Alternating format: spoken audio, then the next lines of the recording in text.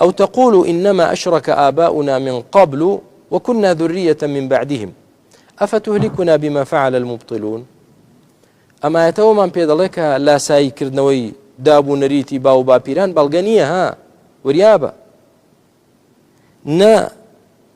خۆ غەشیمکردن و خۆ لێ جێلکردن بیانوە بۆ قیامەت بڵێ من ئاگام لێ نەبوو ئینا کونا عن هذا غافلین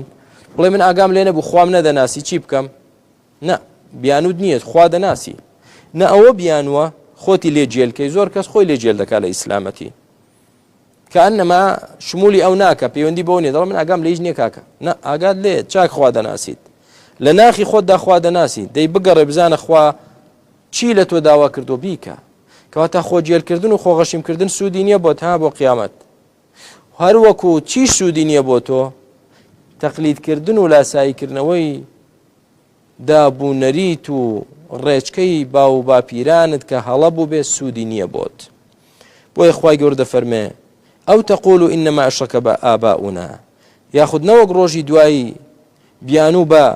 باوکو باپیرانتان بگرن و بڵێن بەڕاستی باو باپیرانمان لە پێش ئێمە هاوڵیان بۆ خوا داناوە شەریکیان بۆ خوا داناوە ئێمەش وەچەونەوەی ئەوان بووین دوای ئەوان هاتین و لە بچووچیەوە لەگەڵ ئەوان بووین بۆیە ناچار شوێنیان کەوتین جا ئایا ئەی خوای گەورە ئەفتهلكنا بما فعل المبطلون تۆ لە ناومان دەبەیت بەهۆی ئەوەی کە پێشێلکەرانی حەق کردویانە مبطل باوکو باپیرانمان لەسەر ناحەق بوون و ئێمەش مناڵ بووین وەکو ئەوان لاسایی ئەوانمان کردەوە و کەواتە تاوانی ئێمە چێ تاوانی ئەوانە باوکو دایکمانە بۆ ئێمە عەزاب دەدەین نا تا مناڵیت هەرچی تاوانێکەی لەسەرت حساب نییە دایک و باوکت تاوانبارە بەڵام کە گەورە بوویت ئێستا مەرحەلەی مناڵێتی نەما کە لاسایی دایک و باوک بکاتەوە ئێستا خوای گەورە عەقڵی پێداویت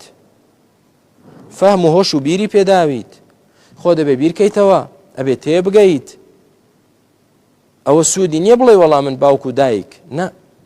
با باوک و دایکت جوولەکە بێ بۆ دنێت تۆ جوولەکە بی با گاور بێ با ئاگر پەرست بێ با بۆ نمونە گوێرەکە پەرستێک بێت با مشک پەرستێک بێ بۆ تۆ نییە وابیت تۆ مرۆڤێکیت ئێستا کامەڵیت عەقڵت هەیە و خوش دەناسیت و بگەڕێ لێ بکۆڵەوە بیرکەرەوە بخوێنەرەوە کەواتە ئەو بیانوە نایخوا بڵێ من چی بکەم خەتای دایک و باوکمە نەخێر ئەوەشیان سەر ناگرێ کەواتە خراپبوونی دایک و باوک و باپیران من عوزر و بەهانە نییە بۆ ئەوی تۆش خراپ بیت